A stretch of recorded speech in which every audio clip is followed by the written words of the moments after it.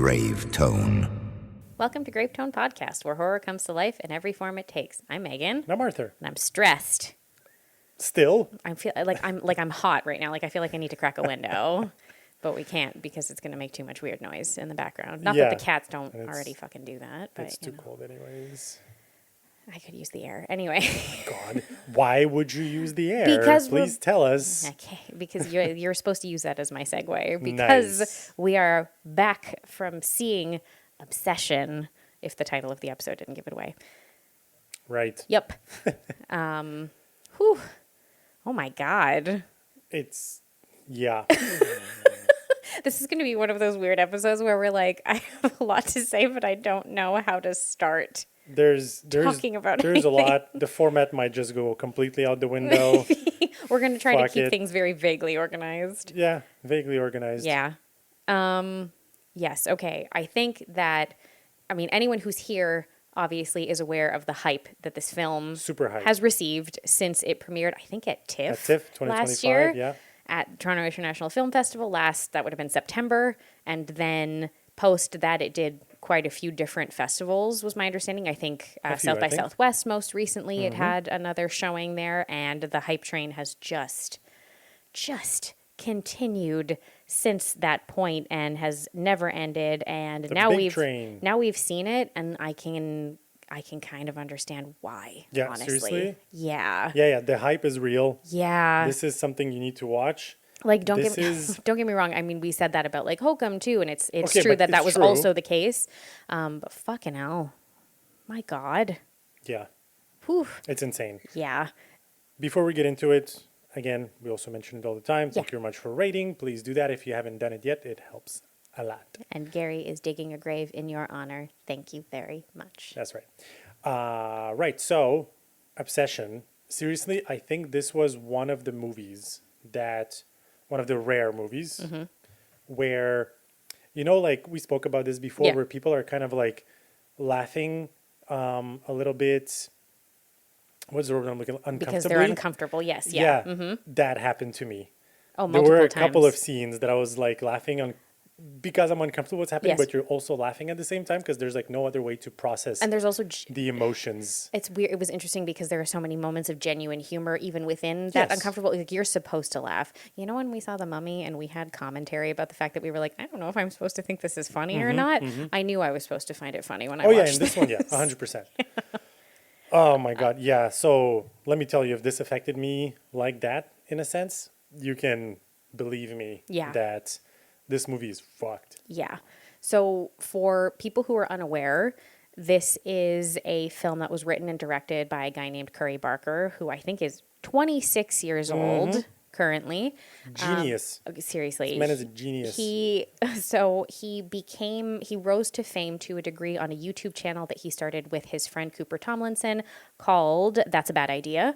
They had been doing I think short films and sketches and things like that through there. It was a comedy thing. I swear the comedy to horror pipeline needs to be studied by people. It's cuckoo nuts bananas. And so does the streamer or YouTuber to horror pipeline. Well, they had the Philippou brothers. Yeah. The same thing. Exactly. The same thing they were doing. I don't think they were doing comedy, but they were doing a bunch of crazy stuff on there. Sketches, and some of them were comedy. Anyways, whatever. We've got Kane Parsons. We've got all kinds of shit, right? So they had been working on this for a while, and then I think blew up a little bit more seriously in 2024 when they produced a 1 hour film. I believe it's about an hour long on the channel that they released on the channel for free. You can watch it right now, called Milk and Cereal. Yeah. So Curry Barker had also written and directed this and starred in it as well as one of the characters, and so does Cooper Tomlinson. This one's like a psychological slasher kind of thing. I don't want to give anything else away. It's free. You should go watch it on YouTube. It's great. Yeah, whatever. Yeah. And then post that film blowing up, which he made for like $5. I think it got like 2 million views or something like that. So it did pretty well. It did pretty well. That's it. And I think it gained like a bit of a cult following.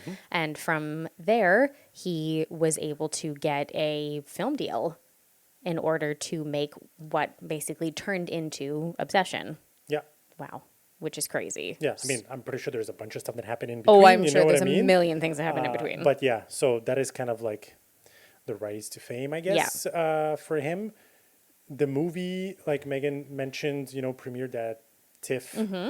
and I don't remember if it's before that or after that, but anyways, there was like a bidding war on the Yeah. movie for it to be for distribution rights and Yes. whatnot, etc., whatever it is. Apparently, it went on for like 24 hours. I'm not even surprised.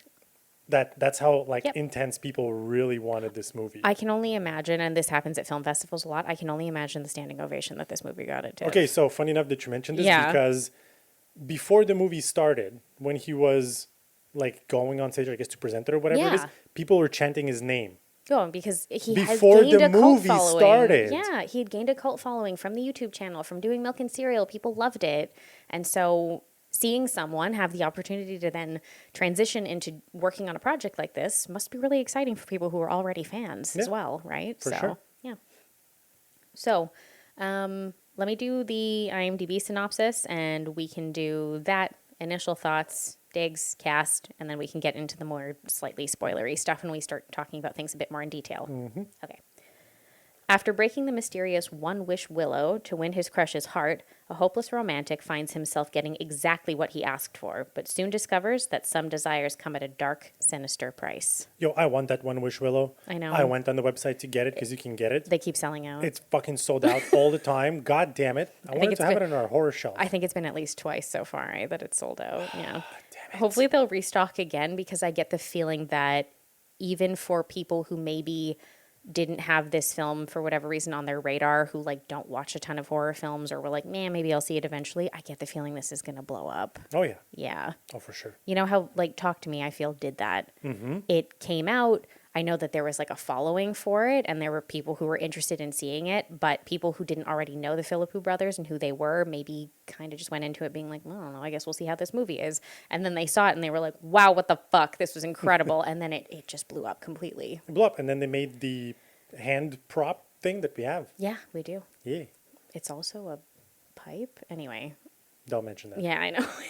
It's weird. It's from A24, okay? Anyway, okay. Because I feel like we've already half given things away, but whatever. Preliminary initial thoughts coming out of the movie. How do you feel? Like, my mouth is on the floor, in a sense, so there's not much I can say, I guess. It's fucked, man. Seriously, it's fucked. It's one of those that, I guess you mentioned a little bit, even though we try not to talk about it on the way back and everything, that it is one of those kind of like relationship movies that everyone can relate to in a sense, you know, because it can touch you from any kind of, whether male, female, whatever, doesn't matter. There are just so many aspects There's of the so many relationships aspects. that you're like, yep. Mm-hmm. But it's also so fucked. And I think one of the best parts of the movie is that it does not take long to get into. Like, No, that's true. 6 minutes in, you're in. Like, shit starts going Yeah, down. You know what I mean? So there's no like, oh, discover the relationship and then he's not sure and whatever. No, man, like this thing smacks right from the get-go. And It then does, yeah. Seriously, it ramps up from there and you're just gripped by everything that's going on. It does not stop. Yes. Like, there are parts of the movie my hands were sweaty. Yeah. You know what I mean? It's like, It's so interesting because it also, for something that does run pretty high octane for the majority of its run, it also is almost like they knew when to pull back and have slightly more quiet moments. Yes. It's kind of sporadically sprinkled throughout the course of the film. And it was so interesting to see that somebody who, yes, has been directing shorts and doing other things, but going into a full feature like this was able to just sort of intrinsically know when to do that. I think that's fascinating. I mean, you kind of have to do it. If not, it's just way too intense, know. right? And also, Yeah. plus, they were doing on their YouTube channel and stuff, they were doing a little bit more of, funny sketches, I like guess, and comedy stuff like stuff, this. So, yeah. like, it kind of rolls in together with all of that. You add those moments of levity, I guess. Yeah, and that's it. Yeah. Interestingly enough, Jesus Christ. Interestingly enough, one of the ideas that I was actually surprised to learn, I guess, about how this movie came about Yeah. was so the inspiration for this movie Mm-hmm. apparently came to him, according to interviews and stuff, from The Simpsons. Okay. Yeah, there's an episode, The Tree House of Horror one of the 2 Tree in House of Horror. 1991. Monkey Paw, the monkey's paw, basically has a very similar premise. You know, you kind of like, you get this wish. trinket, monkey paw, whatever, and then you can get a wish or wishes, and then shit goes down and everything. And I guess the idea, or, I'm paraphrasing here, but it was that a lot of that idea was explored in a sense of like, careful what you wish for, but it was never or not properly done the way that he wanted it to be done, to be like, no, what happens if you actually fucking do it? Yeah. You know? Yeah. But it's also kind of grounded. It's not insane. It's not like, oh yeah, I want aliens to come to Earth and take me. You know what I mean? Like it's something completely real. Yeah. That could happen. And That this was one of the inspirations for this. It's something that somebody would wish for, isn't it? Like, Right. if you think about it, especially if they're not taking this very seriously, which most people wouldn't be, if we're honest, right? And going into something like that, you'd think it was, bullshit. Oh, ignore the cat. Ignore our mascot. I don't even know where to start. This film had some of, I guess, the best moments of tension I think I've seen in a horror film in the last few years, at the very least. It has it should be lauded for one of the best ensemble casts I have seen. Oh, incredible. In a film in a They while. were all really good. And that's not to say that anything else is bad, but it is to say that this one is. Sorry about that. Oh my God. It's so loud. Jesus Christ. It is to say that this one is exceptional. The entire cast of this film was phenomenal. What's her name? Inde Navarrette. Give her an Oscar right now. If she's not nominated for some mainstream, very major award for this, that would be absurd to me. Yeah. It makes no sense. She was incredible right from the beginning. Mm-hmm. We're going to, anyway, we're going to talk about it. But yeah, she had moments where I was just kind of like, I need to get up and leave. I should go. I don't think I should be here. Absolutely insane. Yeah. The cast and everything, everyone was really good. Oh my God. The story was incredible. The fact that he wrote it, did he write it? He did. Okay, so he wrote it. Yep. He directed it. Yep. He also edited Yep. the movie. There's that, I don't know what it is. I don't know if you want to call it a through line or that creativity aspect of things that just flows through everything that he's touched, in a sense. You know what I mean? Because it didn't hand it off to someone else and maybe they've changed it up too much. Yeah, there's something about that maybe a cohesiveness that it adds to the film to have the same person doing it. Like we've seen that kind of cohesion with multiple other things before. We had a conversation, didn't we, with James Condolik, who wrote, directed, and edited Pitfall. Yep. Which is getting its theatrical release at the end of this month, which is fantastic. I'm so happy for them. They were wonderful to talk to, and I really enjoyed that film, where there is this cohesiveness through it because this person is the one who has kind of held every aspect of the project. Of course. And I think that this is another instance in which that comes through beautifully, really, to see the final product of it. Yeah, it's really well done. I'm really excited for the next movie that he's working on. Apparently, I don't know if it's done already, but it's Focus who is also releasing it, which is really cool, which is Anything But Ghosts. Yeah, this is a film that is going to follow basically two fake, paranormal investigator types, the people wwho have channels and stuff like that where they do that. Apparently they have to deal with actual ghosts and it sort of brings to the entire sort of fraudulent nature of their business because they're confronted with an actual haunting. Right, that's it. I think that one's a little bit more horror comedy. I think this one's going to be a little bit more, but this one's going to have a crazy, crazy cast. So actually, according to what I'm reading, both of them are going to be in it. So Curry Barker will be starring in it, as will Cooper Tomlinson again, who also has a role in this, of course. Aaron Paul is going to be in it. Bryce Dallas Howard is going to be in it as well, which is so impressive. And Violet McGraw. Why does this sound really familiar as well? Oh, Ready Player One. She was in Ready Player One. That's why. And she's the little girl who plays Katie in Meaghan in the Meaghan films. Oh, I see. And she was also in Haunting of Hill House, I think. Yeah. Okay. Yeah. That's awesome. Yeah. Wow. This is a pretty stacked cast. Amazing. That's pretty cool. And he's also writing the next Texas Chainsaw Massacre for it. Yeah, he's also going to be working on the next Texas Chainsaw Massacre. Very exciting things coming from this guy. Gosh. I was telling Meaghan, he is either partially crazy or something, or he's a genius. So it could be both. That's all I got to say. Well, I mean, usually there's a bit of both. You know? It could be both. So, how many digs would you give this movie? Fucking hell. This always happens to us because we go see the film and we come home immediately. We're super psyched about it. And we're like, whoop, whoop. And maybe it means that in some cases, if I re-examine something, I'd have a different rating for it. Right. But we were... Hey, you know what? We should do that.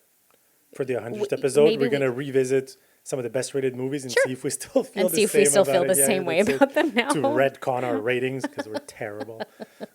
Yeah, I think that's it. Well, so we just saw this film with our friend Stabbed and Bothered. Yeah. Go follow him if you're not. Go follow him on If TikTok. He you has probably awesome are content. following him already, but if you're Yeah. not, go follow him. We were lucky enough to realize that we were all going to the same showing, so that was really fun. Yeah, And we met that's up it. and went to see the movie together. And I just think all of us were completely floored by it when we left the Insane. film. So. And so this happens, right? We come home and we're like, I'm not sitting with this. Apparently, we're sitting down to record right away. And I want to say that I'm like, oh, maybe it skews my rating sometimes. And I feel like it does. But in a case like this, with a film like this, I feel like even if I re-examined it later, I will still be thinking about this movie months from now and different aspects of it. And I will rewatch it and I will find new things that I didn't get to notice the first watch through. And I will be probably doubly impressed by them.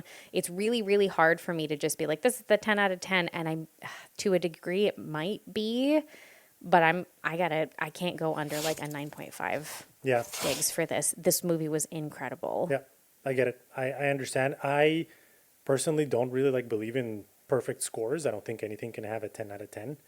So Maybe we're very elitist, whatever, but I don't know. I'm just saying, there's always some Yeah. things or whatever it is, there's always a commentary to be made. Doesn't matter. I'm not like a fucking insane critic here. No. But definitely, this is as close to extremely a good perfect as it horror gets. film as you could have, It really. had everything. Yeah. Seriously, I'm also at a 9.5, but it really had everything. And yeah, and like I said, it did have that emotional impact on me. And when a movie has some kind of impact on me like this, I know it's doing something Yep. right, I would like to say that I laughed at multiple parts. Yep. I was stressed out at multiple parts, and I cried once. So, and I know I'm a big baby, but I did cry at one point because of the emotional implications of the story. Right. So, You got the trifecta on you. yep, it all worked. Anyway, let's do cast a little bit. Let me run through cast briefly. There aren't that many characters, so I'll run through cast briefly, and we can get into the spoilery bits and get into more of the meat of the plot, I suppose. All right. Okay, so we have our lead character named Bear. He's played by Michael Johnston. Nikki, as mentioned earlier. Who was in he was in Teen Wolf, apparently. Yeah. I know, which is fun. I'm like, wow, I haven't watched that in ages. I'd have to go back and watch it to remember who his character is. I do not recall. As we mentioned earlier, Inde Navarrette plays the character of Nikki. Give that girl a fucking Oscar right now. She was in Superman and Lois, I think it's called. or Yes, something yeah, like I that. think in the last few years she's kind of... She's done a bunch of other stuff. So, yeah. Cooper Tomlinson, I also mentioned, is in the film. He plays the character of Ian, who's Bear's best friend and coworker. All these people are coworkers. Meaghan Lawless plays the character of Sarah. Love another Meaghan in a movie. Yes, thank you very much. She's also great. And Andy Richter plays the character of Carter, who is Sarah's dad, who owns the music store that all of these characters work at. Yeah. Which is crazy, because I saw Andy Richter and I was like, isn't that Andy from Conan? And it totally fucking is. He's been on Conan O'Brien for ages. I know.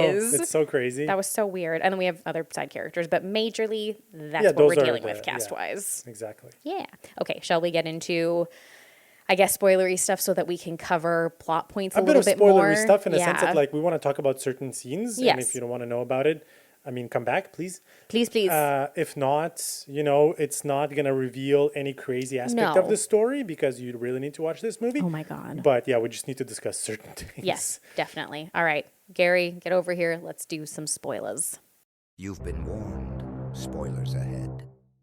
Okay, so as mentioned, obviously in the description, vaguely, this film follows the character of Bear, who is as I mentioned, a music store employee. He is one of these people who sort of, kind of very directionless, maybe a little bit pitiful to a degree. He's hopelessly infatuated, I will say, and love and infatuation are two different things as far as I'm concerned. I believe that he is hopelessly infatuated with his coworker, Nikki, who he has been friends with since they were children. Yeah. All of these people seem to have known each other since they were kids.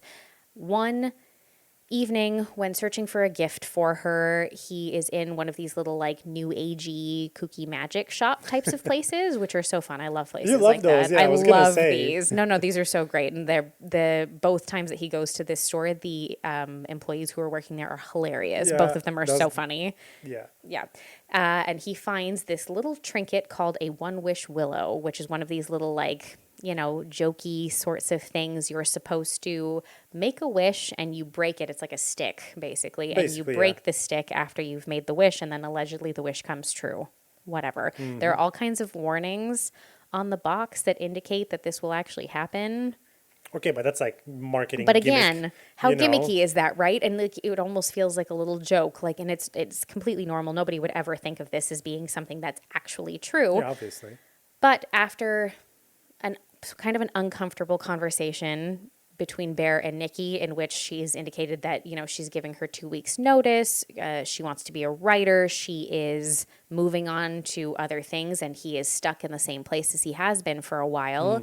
He, in a little bit of a desperate move, makes the wish and breaks the stick. And of course, obviously, as we've seen from the trailer and everything else, it leads to this actually happening. Shit goes down. And Nikki falling in love with him in a way that is immediately unhealthy and so very obviously not of her own choosing. You know what's the worst thing is that he had an out. There's that scene just before he does it, you know? Yep. She was like, because She'd gotten annoyed with him. a little bit, but she was like, do you like me? Yep. And stuff like this, you know, because it's like weird vibes and stuff. And he like chickened out and he's like, yeah, we'll look a friend, you know? And God damn it. Yeah, I know. If only, you know, you had the courage to say what you were trying to say, because he was literally practicing this with his friends. But I mean, that's the thing, is that he doesn't do it because he doesn't want her answer. Not really. He doesn't want her real answer to know if she feels the same way or not. He doesn't want to know. Not really. Right. He wants to live in the fantasy in which she feels the same way, and she's also just chosen not to say anything about it. Yeah. Right. So what this leads to, obviously, is what starts off in, to a degree, a more sort of idyllic sense, but it is uncomfortable in many instances. What starts off as what seems like his wish has come true very, very quickly turns into a very dark, very toxic, and very sinister sort of level of, I mean, this isn't even like a regular level of codependence, obviously, but it is something that's wild. Yes, Man. that's turns like sinister. A curse, basically. Yeah, that's it. He basically, for the other person. Yeah, he's basically put a curse on her. Yeah. And swapped out old Nikki for a different version, essentially. But the worst part is that, like, the real Nikki or whatever it is, she's kind of like deep down there. She's stuck in there. Yeah. It's seriously, like we were watching this and I was thinking about this. I'm like, this is a non-technological, fucked up episode of Black Mirror. Kind of. You know what I mean? This reminded me of the swapsies that you get from the people in Get Out being stuck in the sunken place and replaced with someone else. Yes, but they have well moments said. of clarity Levity, that's it. in which they realize that they're stuck in this and they try to break free of it in some capacity. But most of the time they're so shoved down there that they cannot get out. Yeah. It really reminded me of that. I kind of thought of it part of the way through the movie. I was like, oh, right. It's like a sunken place thing. So yeah. It's true. Shall we kick things off? Maybe do you want to start with favorites, because that'll allow us to kind of get into more, I guess, specific bits of the film? Yes. There's so many things. It's kind of hard to untie all of this. You know what I mean? Because there's so many favorite things. Yeah. But it's hard to take them apart because they have to kind of be played together with No, I get you. the rest of the movie, you know? I mean, look, obviously, Nikki's character, absolutely insane performance. There's a bunch of things that it's kind of too obvious to say, I guess. I want to say that one of the things that really affected me, I guess, watching this is all those, like, really creepy moments. When she's like a little bit too obsessed with him, whatever, that's fine. Yeah. But it's those creepy ass moments when she's like moving in a weird way, in a jerky way. That scene where she's like watching him sleep. Yeah, that's from the first corner instance of the room at 3:00 in the morning, standing there in the darkness, and then she does like this weird little shuffle thing. Yo, that was freaking out. When So yeah, this is a specific scene that occurs a little earlier in the movie, and when it happened, and initially there is a moment in which Bear's character kind of sits up and looks around because she's not in bed with him. Yeah. And when he does so, it takes you a moment. It's very cleverly shot. It takes you a moment to realize that she is in the corner. Yeah. And I could hear people in the theater start to realize it and be like, oh shit. Like a Yeah, bunch of that's it. people shifted around, like It they got takes you a fucking second. uncomfortable, and you could feel it happening. Like the vibe shifted, the atmosphere shifted in the movie theater that we were in. Because And it's we like, were it's one of those that like it's a little bit hard to see, but hard enough that at first glance you wouldn't notice Yep. it. You know what I mean? Yep. Yeah. So seriously, those scenes I think were some of the most freakiest ones that I can think of. Taking away, taking the whole psychological aspect of things. Yeah. away from it, because that's like even more fucked up if you think about it. For sure. Those ones, there's a couple of other scenes there. Yep. Insane. Absolutely insane. So the way that was shot, the framing of it, the lighting, whatever you want to call it, like the whole aspect of that scene, wild. Yeah, I think I have to jump on, and I guess my first favorite is partially that, and also to build on it, just in general, with regards to especially the lighting, the way that Nikki is shot throughout pretty much the entire film. But there are so many moments in which she is shot in shadow in a very particular way. There's a scene where she is having a conversation with him at his front door, and her eyes glow like a demon, basically, when she's standing there and looking at him and playing coy and all of these things. And there are multiple scenes in which something similar to this happens, and it is phenomenal because it's a combination of like the lighting of the rest of the scene and specifically the way that this character is lit at this specific moment is just like, oh, chef's kiss, beautiful. It's so creepy, it's so sinister, it's so weird. And I was like, wow, this is like incredible to watch because you are unsettled immediately by the way that she looks at any given time throughout the course of the film, the faces that she makes in many different instances, like all these sorts of little moments of that smile when he leaves for work and she's not scheduled, and she like she duct taped the door. And he still leaves, and then he closes the door, and there's just that lingering scene on her for like a solid 30 seconds, and she's just like smiling with this fucked up, like from the movie Smile. Yes, yeah. Basically that. I felt like an audition for that. You were shit. Like, she could have been in that movie. Yo. She would have been really good at it. Oh, boy. Whew. Insane. Yeah. Yeah. I would say for me, number 2, again, not going through the same things that a lot of people mentioned everything already. The writing, but not just of the movie itself, because obviously, fucking good. The writing between the friends. So there's like you mentioned, there's 4 main characters. Brilliant. Yeah. It was so organic. It was. The conversations were so good. The conversations and everything, it almost threw me back a few years. When you're having these conversations, or not these specifically, but you know what I mean, how you interact with your friends, and especially when you're talking about like this girl that you have a crush on, whatever. I feel like it almost threw me back into high school a little bit. You know what I mean? Even though they're obviously not high school kids, because they have a car and basically each one of them have a house. Yeah, they're in their 20s. Yeah. So that was so organic and so well done. The funny moments of it, the more serious moments and conversations and stuff, you completely believe it. You completely believe it that you would have this conversation with your friend. And if you think about it back, like, for sure everyone had a crush on a girl or a boy back in the days, and they were like, oh my God, I wish they loved me, and I wish we were together and stuff. And now you rethink about this after watching this movie, and you're like, yeah, nah, that's fine. I think I'm okay. Yeah, the way that things turned out, if if you've never done it, whatever it is, you're probably like, nah, it's okay. I genuinely, there were multiple moments throughout the course of the film where I was like, have these 4 people been friends for years? Because it feels like they have known each other for ages, the way that they speak to each other, the way that they, even just like their body language around each other, everybody just seems like they have that level of comfort that you have with people who you've known for ages. That's like it. that. And Exactly. that, like, to your point, the conversations, particularly the conversations between Bear and Ian, Oh, well, yeah, feel that's very it. Well, organic. their best friend, right? So. Yeah, that's it. They feel very organic. This really feels like, like at the beginning, like trying to hype someone up to talk to a girl and all that stuff. I was like, oh, this must feel very relatable for people. And I mean, every aspect of it is relatable. I feel like most of us at some point, and this is probably why so many people I think are loving and are going to love this film, is because there's such a level of relatability to liking someone who either does not share the same feelings for you, or who you are not sure if they like you in return, but you just don't have the guts to pursue anything enough. And also because you don't want to like destroy the friendship that you have, right? Because Yeah. they've been friends for a very long time. Yeah. And then if you do that and it's not reciprocated from the other end, that's going to be fucking weird. And you don't want to alienate the friend group. Yeah, that and you then have, that's it, but- the friend group, and then things are just going to fall apart as friends and stuff. So yeah, there's a Exactly. lot to consider, I guess. Yeah, that comes through, throughout the course of the Yeah. story and stuff. But it's true, it's really good that way.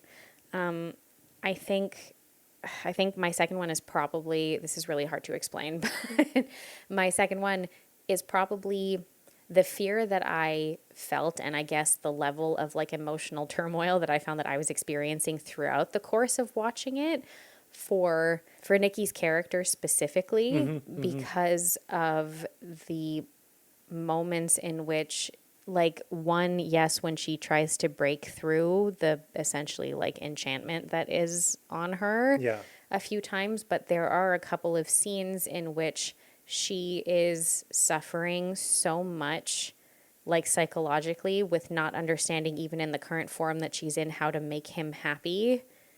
Okay. And what to do for him. And I was really, really, really affected by a few of those scenes, because it just Wait, the like, way which that, one? Which one, like an example? there's a scene in which they are in like his house together, and she starts breaking down and being like, and he's like, I need you to not be like this. You're being weird. I need you to be Nikki. And she's like, I can't be Nikki. I can't be Nikki. I don't know how to be Nikki. And she's crying. Oh, right. I remember And that one. screaming Yeah. at him. And because you can tell that this is like scrambled everything that she's been thinking about, and she's on overload with it. And it was a scene that was really uncomfortable from the particular sort of circumstance that she's found herself in. But it was also a scene that was just like, it was just so emotionally impactful from a viewpoint of if people have been in a toxic relationship of some Right, sort, and you right. hit that breaking point where you're like, I don't know what to do to make you fucking happy. Like nothing makes you happy, and I don't know what to do about that. And I don't know how to be this version of myself that you think that I should be, when I'm not really that person. Right. And it was just, that's when I cried, because it was just like, I was like, oh God, this is just upsetting Jesus. to watch. That's fucked. Yeah. I felt it a couple of times. So I checked on you on a couple of times Yeah. during the movie, but I was like, damn. Yeah, there's some intense scenes, more from the psychological aspect of things. You know what I mean? Yeah. There's not too many kind of like crazy jump scares, whatever it is. Although there is a lot of There are gore. definitely a few, but yeah. Like the Curry Barker, Barker, he had to cut out a few, and now that I watched the movie, I understand what this means. The smashes. Mm-hmm. Yeah. He had to cut out a few smashes because there's a scene where someone's getting basically their head smashed in. He had to cut out a few of them to get a lower rating. Yeah, because they had for given the him an movie. NC-17, I think, initially. Yeah, that's it. So he had to cut that out, Yeah. and I understand. So there is, yes, there's good kills, I guess, if you want to call it like that, or Sure. whatever happens.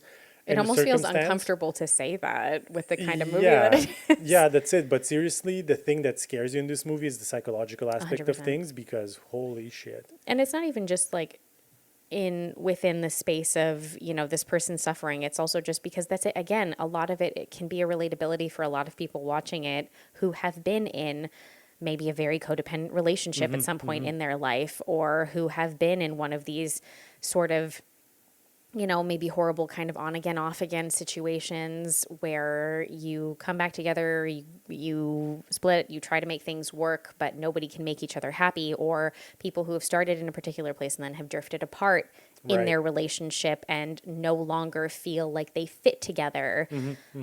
There are just so many implications to it. There are so many implications to Bear's character in particular, who is exactly to the point that I think that I mentioned earlier in the episode is, I believe, not really in love with Nikki. He's in love with the idea of Nikki and what it would mean for them to be together, because he has had an infatuation and a crush on her for a very long time.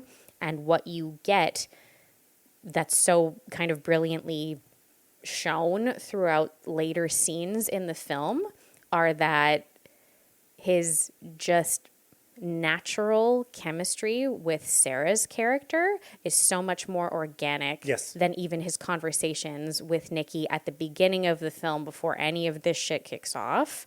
None of it feels uncomfortable, because this is the kind of chemistry that you should kind of have with your partner to a degree, right? So his conversations with Sarah are not stressful. They're not something that makes him feel uncomfortable. He is himself. And even if you think about that little montage that happens when kind of like, you know, with Nikki, things are working out, whatever it is, and, you know, and they have these funny moments when they're kind of like chilling and watching a movie. It all feels so staged. Or you know, they're cooking together. That's it. It feels staged. It feels like somebody filmed it for their like their a little Instagram reel or something. That's it, exactly. You know, to be like, here's the day in our life as a couple. Like, it feels like couples content that you would post online. That never really feels particularly organic when people just post things like that all the time. That never feels very real. And all it takes, which I think is really a credit to the writing, are like 2 conversations with Sarah's character for you to just be like, oh, look at that. That's something that just flows immediately. And she clocks it as well, even when she herself says now she has her own sort of selfish motives, because she does have feelings for Bear. Sure. But she clocks it a couple of times when she makes comments to the effect of like, I think you might need somebody a little bit more like low-key and chilled out than Nikki's character, I think, even is, just to begin with, even outside of all of the insanity that has occurred up until this point. So, yeah, that's it. Yeah.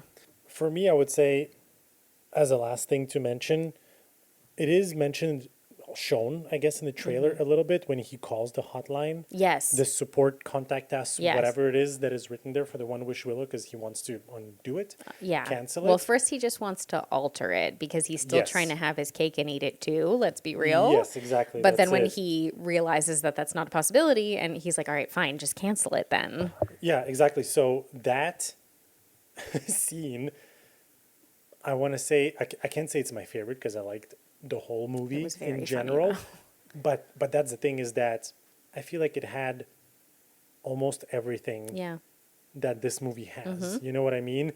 It condenses the whole horror aspect and the psychological and the physical of it and the story into this whatever it was 2-minute scene. Yeah. And I think that was maybe one of my favorite scenes of the movie, because he calls the hotline, right? And he's like, so first of all, the support agent is so blasé. Oh my God, he was hilarious. Whatever. I mean, almost fakes him out on like the fact that you can cancel it, but then he's like, well, no, you can't actually, but I thought you wanted. Which, like, didn't it remind you of sometimes when you have a problem and you fucking call customer support somewhere and they're like, oh yeah, I guess the only thing to do would be this, and you're like, great, do this, and they're like, oh no, we can't do that, and you're like, what the fuck good are you, when you just get really irritated about it. I recently had that happen when I had to like move a reservation around for a hotel. That I had that exact thing happen where it was just like, oh no, you have to contact this person, and you contact another department, you contact this or that, and they're like, oh no, we can't do that because they don't allow it, and you're like, what the fuck was the fucking point of this? Ugh. It was that's kind of what it reminded me of. It's like, wow. Yeah. So, but that scene, because it is funny in that way, it also has very scary factors to it. Oh God, in terms of what happens. Yes. So like you go from like this funny like, oh haha, he's having terrible customer service experience to fucked up shit. Oh God, that happens, and this is literally over a 2-minute phone conversation. Where it's just that's it. Once the conversation comes to a close and you realize the implications of everything, you were like, oh my God. Yeah. It really brings you into that mind place, the sunken place, I guess, of where Nikki is. Yeah.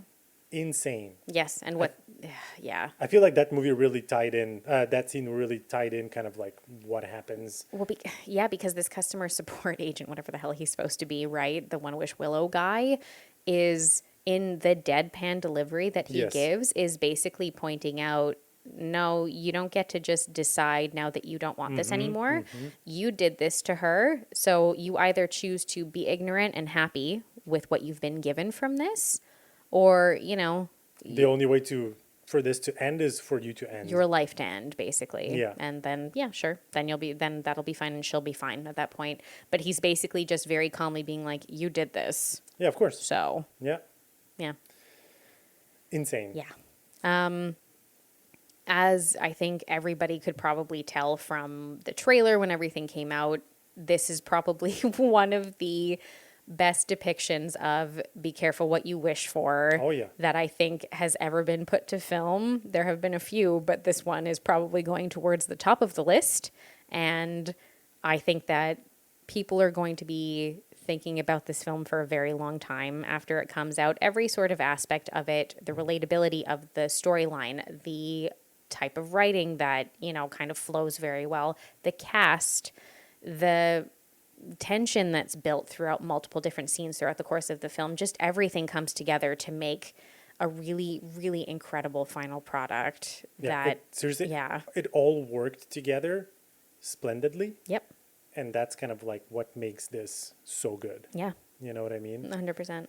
It's the careful what you wish for, kind of like the whole genie thing. You know what I mean? There's always a little caveat to be like, oh, yeah, well, I want to have all the money in the world. And you have all the money in the world, but you can't use it because of X, Y, Z reason. Okay, this is so funny. You know? This is so funny, but this reminded me of Bedazzled.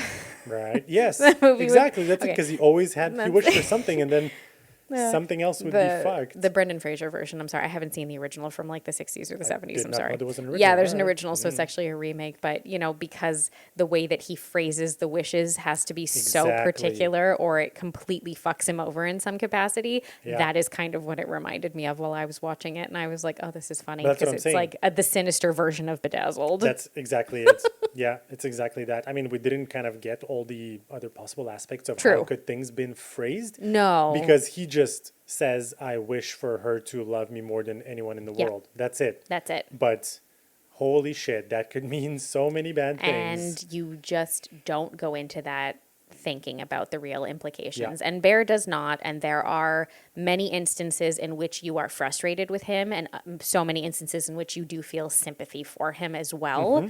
So he was a really, really well-written character and well acted as well.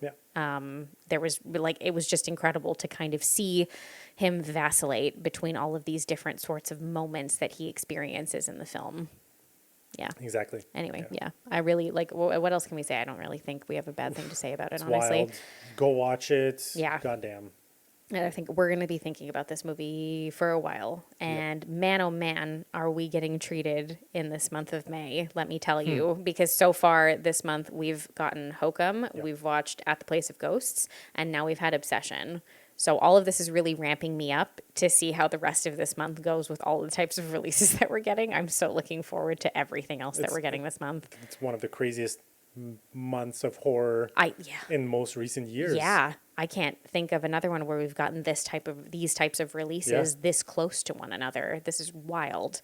So yeah, this is going to be a crazy month, and I can't wait to see how everything shakes out. We'll see. Yeah. Anyway, in the meantime, obviously, in between all of this, you can obviously follow us on all of our socials. We're at Gravetone Pod everywhere.